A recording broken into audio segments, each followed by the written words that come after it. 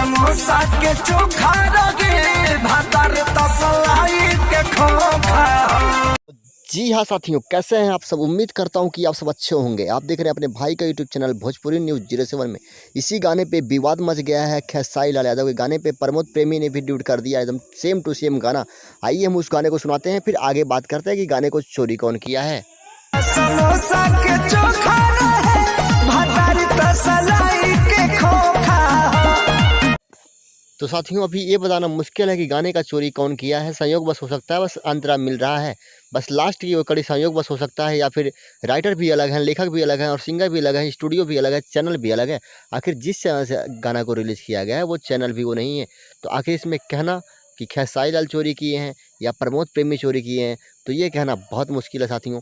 अब आप लोग कमेंट करके बताइए कि आप लोग के मन में क्या विचार आ रहा है। आप लोग को भाई के पास उतना नॉलेज नहीं हुआ भी। जय हिंद साथियों, यहीं पे वीडियो को एंड करते हैं, फिर मिलेंगे नेक्स्ट वीडियो में। सब्सक्राइब कर लीजिए और बेल आइकन को ऑल पे दबा लीजिए ताकि मैं जो भी वीडियो लेकर आऊँ सबसे पहले आप तक पहुँच रहे। जय हिंद, वंदे मातरम। फिर मिलेंगे नेक्स्ट वीडियो में।